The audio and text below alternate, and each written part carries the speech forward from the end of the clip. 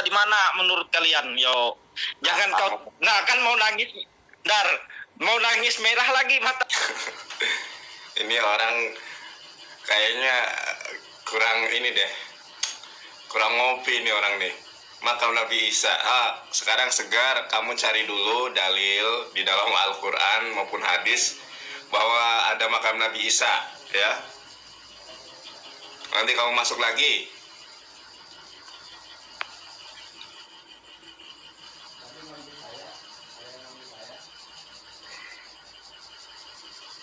Yusuf. Oke.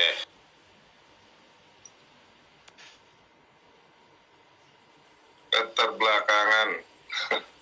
Nah. Halo, Bang. Ya, gimana, Bang? Selamat hari Minggu, Bang. Ya, kasih. Ini, Bang, aku ada mau pertanyaan aku, Bang. Ya, kamu nanya apa? Jangan kayak kamu harus lebih pintar ya.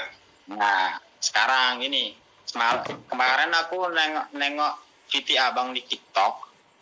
Ya. VT yang membilangkan tentang itu yang ada di kitab Salomo yang membilangkan itu muka bermerah-merah. Iya. Di situ abang menjelaskan bahwa itu adalah Nabi Muhammad. Betul tak? Ya. Terus? Itu Nabi Muhammad itu sejarahnya itu kan kitab Salomo kan perjanjian lama. Berarti Nabi Muhammad itu zamannya di perjanjian lama gitu. Bukan di perjanjian lama. Nabi Muhammad SAW itu ya lahir pada abad ke 5 sampai 6 Masehi. Nah, terus kenapa Abang membilangkan itu adalah Nabi Muhammad? Karena Solomon berbicara tentang masa yang akan datang. Yang di dalam Alkitab ketika berbicara tentang masa yang akan datang disebut nubuatan. Bukan nubuatan, Bang. Coba. Saya juga baca itu yang di kitab Salomo. Yaitu penjelasannya tentang mempelai wanita dan mempelai pria di Yerusalem. Itu judulnya tentang mempelai wanita dan pria. Itu jadi namanya ada kaitannya dengan Oke, Bang, gini loh ya. Itu namanya perikop, Bang. Bentar ya, sebentar. Coba. Sebentar. Aku punya Alkitab berbahasa Ibrani. Iya, abang selalu membawa Alkitab. Abang selalu gini loh, Bang. Abang selalu membawa Alkitab Ibrani gitu. Aku tahu maksud dan pertanyaanmu itu apa. Makanya aku ingin menyampaikan data ke kamu, ya. Ya, itu data yang sesuai dengan kitab Ibrani kan? Ya, dengarkan. Karena perjanjian lama itu bahasa Ibrani. Nah, ini abang tahu apa tulisannya, Bang? Biblia Hebraika. Apa, Bang? Biblia Hebraika. Nah, ini Biblia Hebraika itu Alkitab di dalam bahasa Ibrani. Nah, ya dengarkan tuh. Inilah, Bang, aku nggak tahu bahasa Ibrani, aku nggak paham bahasa Ibrani, aku nggak tahu tulisan bahasa Ibrani. Aku menunjukkan ini tidak menyuruh kamu untuk membacanya. Satu, ya. Aku hanya memperlihatkan kepada kamu bahwa Alkitab di dalam bahasa Ibrani seperti ini. Nah, tadi kamu katakan bahwa di dalam Sir Hasirin, Kidung Agung pasal 5 ayat ke-10 itu tentang mempelai wanita, ada judulnya yang namanya perikop di dalam Alkitab. Nah, yang namanya perikop itu adalah karangan dari si penerjemahan. Di dalam Alkitab berbahasa Ibrani, dengarkan saya, biar Anda cerdas dan tahu ya. Di dalam Alkitab berbahasa Ibrani nggak ada yang namanya judul perikop. Ya. Satu hal, kamu boleh cek di sini ya, tidak ada di sini yang namanya judul. mempelai laki-laki memuji mempelai perempuan, atau mempelai perempuan memuji laki-laki. Tidak pernah ada. Ini saya datanya ada. Kamu boleh cek dari yang awal ya sampai dengan yang akhir, dari kitab Sefer Beresit, kitab Kejadian, sampai dengan kitab Maleakhi. Tidak ada perikop, tidak ada judul. Yang ada adalah kitab, misalnya Beresit, Shemot, Vaikra, Mediddat, Debarim. Ya, abang kok ngomong apa nggak tahu. Jadi kenapa di kitab terjemahan Indonesia itu kenapa ada judulnya? Gitu. Itu untuk memframing dan untuk kemudian kamu tidak memahami esensi dari ayat itu. Contoh ya, kasih tahu aku. Contoh nih ya, di dalam kitab Kidung Agung pasal 5 ayat ke-10, Daudi cahfeadom dagul merebaba. Kekasihku kulitnya putih, bersih kemerah-merahan di antara 10.000 orang. Ini berbicara tentang nubuatan Nabi Solomon untuk Nabi Muhammad. Sekarang aku mau nanya aku mau tanya ke kamu, Gubernur. Nah, di dalam perjanjian lama sampai dengan perjanjian baru, Injil Matius, Markus, Lukas, dan Yohanes, sampai kitab Wahyu, ada tidak orang yang kulitnya putih kemerah-merahan membawa 10.000 orang? Kalau ada, silakan. Mana dalilnya? aku tidak paham ke sana, Bang. Siapa orang yang membawa 10.000 orang? Ini paham, Bang. Abang kan yang abang pahami itu kan kitab yang isi bahasa Ibrani. Saya beda, Bang. Yang saya pahami itu isi kitab yang terjemahan bahasa Indonesia. Ada kitab terjemahan bahasa Batak. Itu loh, Bang. Aku mau nanya sama kamu. Kamu memahami Alkitab di dalam bahasa terjemahan, bahasa Indonesia, atau bahasa Batak menurut kamu ya? Itu yang harus kamu pegang. Sekarang aku mau nanya kepada kamu, bahasa asli dari perjanjian lama, bahasa Indonesia atau bahasa Ibrani? Kemana? Saya ulangi nih ya. Kamu tadi bilang kamu memahami Alkitab yang berbahasa Indonesia atau bahasa Batak. Sekarang aku nanya ke kamu, Alkitab perjanjian lama, bahasa aslinya bahasa Indonesia atau bahasa Ibrani? Bahasa aslinya memang bahasa Ibrani, Bang. Tapi di Indonesia itu bukan bahasa Ibrani yang disebarluaskan, tetapi bahasa Indonesia gitu, Bang. Makanya kenapa aku bilang di dalam Alkitab bahasa Ibrani nggak ada judul. Kenapa? Oh, jadi ini, Bang. Gini. Jadi siapa orang Indonesia penerjemah Alkitab bahasa Indonesia? Siapa yang menerjemahkan bahasa Ibrani ke Indonesia? Abang tahu? Loh, kamu nanya saya harusnya nanya ke kamu. Kenapa Alkitab berbahasa Ibrani diterjemahkan ke dalam bahasa Indonesia, kenapa pakai judul?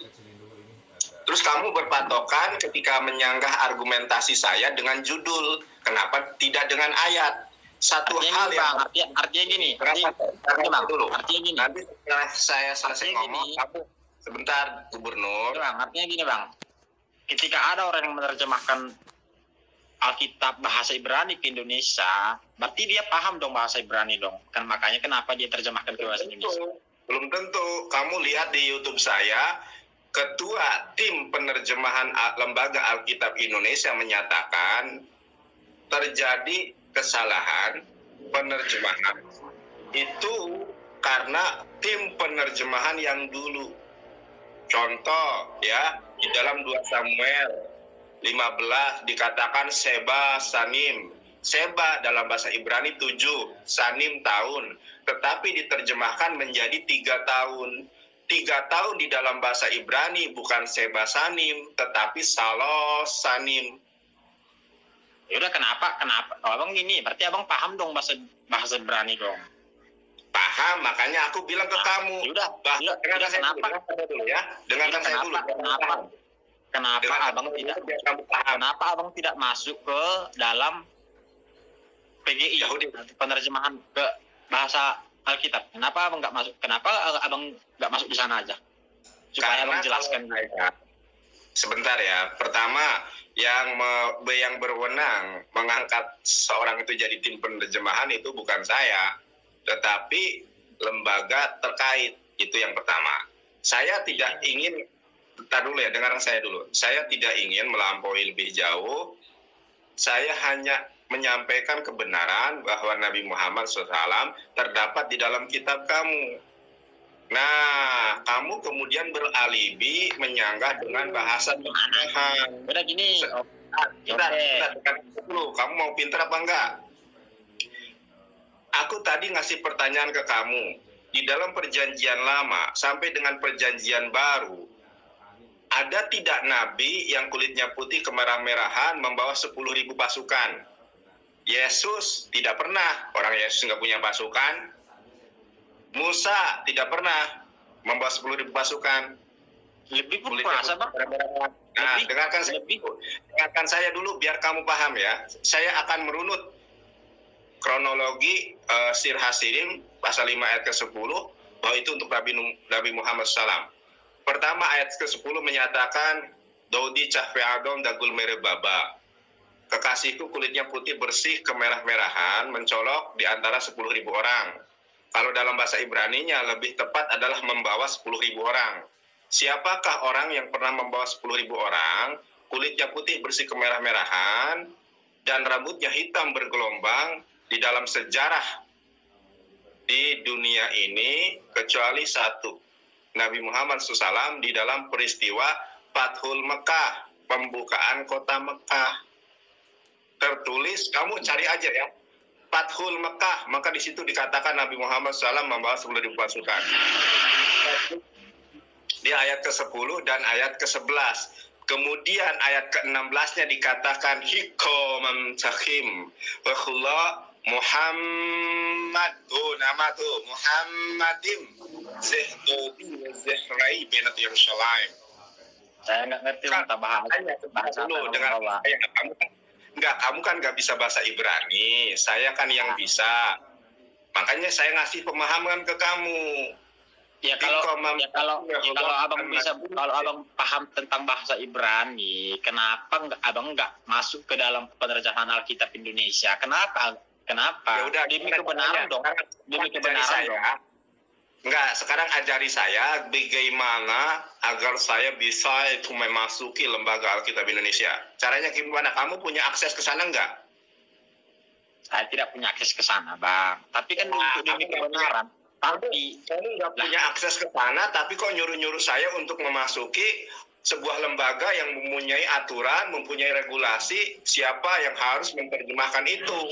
Mana mungkin mereka mau mengambil saya sebagai tim penerjemahan, sedangkan saya seorang Muslim. Tidak seorang Muslim. Jadi seperti Abang bilang tadi. Gini aja, sekarang gini aja. Kalau kamu punya akses ke LAI, silakan telepon, silakan dihubungi Pak LAI kepada tim lembaga Alkitab Indonesia itu bilang ini Yonatan Nandar, tolong dimasukin sebagai tim penerjemahan. Coba kamu kasih surat atau bisa menghubungi kontak personnya gitu loh. Udah, jangan melebar ke situ. Kamu sanggah aja. Iya, jadi gini. Jadi menurut abang itu adalah Nabi Muhammad yang tertulis di kitab Kidung Agung itu. Iya, Nabi Muhammad. Menurut abang kan? Menurut abang. Uni cantik kali ini ibuku ini. Assalamualaikum, shalom Gubernur TikTok. Waalaikumsalam, shalom Ibu. Lanjut. Ya, ini Uni. Jadi memang teman-teman Kristiani ini saya bingung gitu. Kenapa bingung? Ketika kita tunjukkan Alkitab di dalam bahasa aslinya, itu malah nggak mau, pengennya yang terjemahan katanya. Iya. Mungkin gini, siapa Gubernur TikTok namanya saya panggil apa nih? Gubernur aja. Ya Gubernur aja dah. Ya. Sebenarnya kami umat Islam tidak nggak masalah dengan keyakinan dari adik mau percaya kitab berbahasa Batak, berbahasa Minang, bahasa Jawa, itu hak azazi masing-masing, nggak masalah. Nah, tapi kalau kita sedang berdiskusi konteksnya, kita usahakan diskusi akademi ya, bukan akademis maksud saya, bukan diskusi abal-abal, tentu kita akan bagaimana seorang orang-orang yang belajar ilmu, begitulah cara kita diskusi. Mohon maaf sedikit tadi, saya mungkin sebelum saya sampaikan apa yang ingin saya tanggapi, saya ingin mengajak adik, ingin memberikan masukan. Saya Muslim, kitab saya bukan Taurat, tetapi ini mohon maaf ya, saya sudah tua begini, belajar bagaimana cara menuliskan bahasa Ibrani dengan tulisan tangan. Nih coba, Bang Yonatan Andar, coba lihat. Saya mencoba menulis dengan tulisan tangan ya. Dan ini ya ini beda ya. Ini beda loh. Ini beda antara tulisan cetak bahasa Ibrani dengan tulisan tangan, itu berbeda. Dan saya latihan terus. Untuk apa? Saya nggak mau bodoh, saya mau pintar. Jadi gini dek, nih misalnya contoh, saya kasih analogi buat adik satu. Saya membuat sebuah puisi menggunakan bahasa Padang. Saya sebutkan puisinya misalnya, Kampuang Tacinto nan jauh di mato. Ini saya bikin puisi ya. Apa? Kampuang Tacinto nan jauh di mato. Tiba-tiba ada orang Rusia menerjemahkan puisi saya, tapi tidak sesuai dengan apa yang saya maksud, yang maknanya adalah kampung saya yang tercinta dan jauh di mata. Adik mau percaya siapa? Orang Rusia atau adik akan belajar bagaimana orang Minang memahami arti kampung Tacinto yang jauh di mato?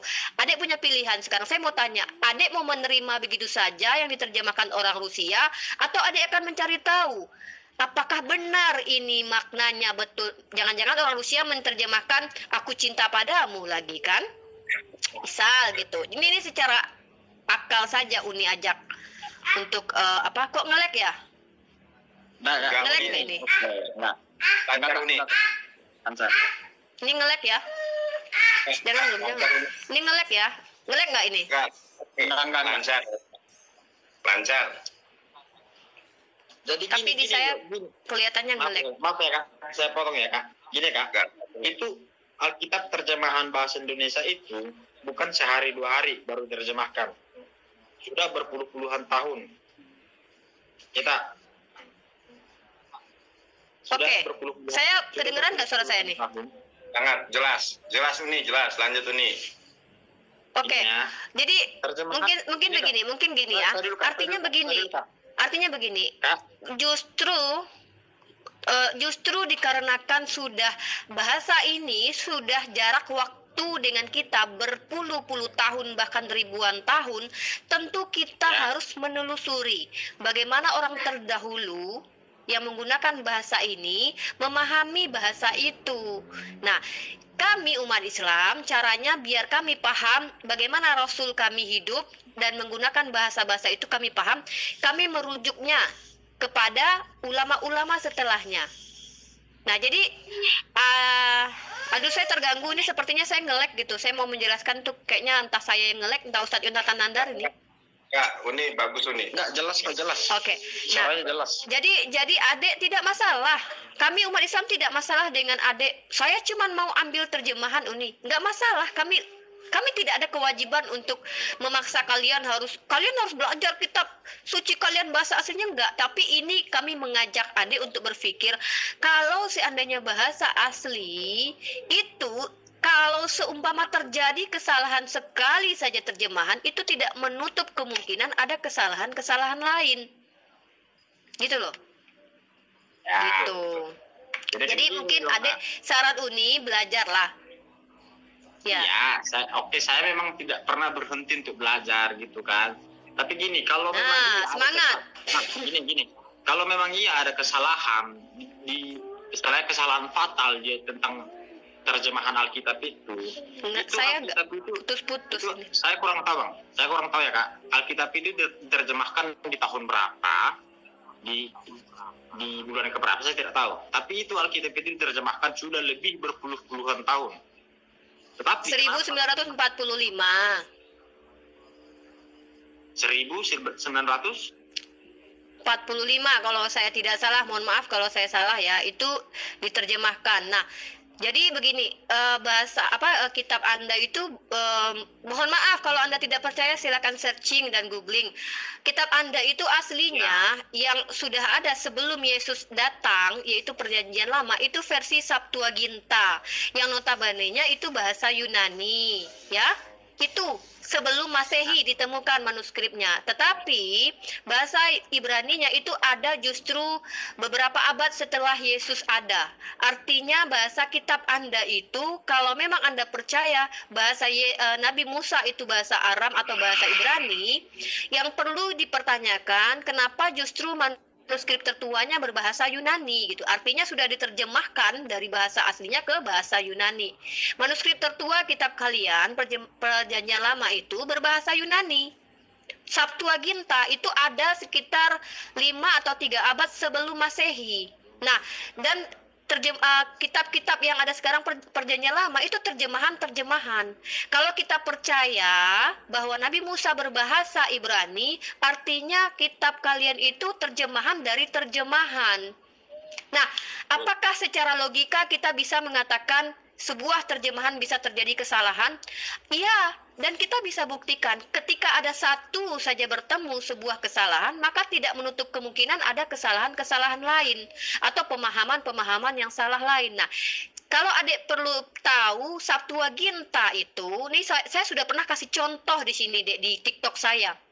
Di Septuaginta kalau adik lihat di dalam kitab Matius berapa itu yang mengutip Hosea 11 ayat 1. Di Septuaginta kata-katanya adalah artinya kalau dalam bahasa Indonesia, dari Mesir kupanggil anak-anaknya. Tiba-tiba di dalam kitab berbahasa Ibrani di Hosea 11 ayat 1, dari Mesir kupanggil anakku.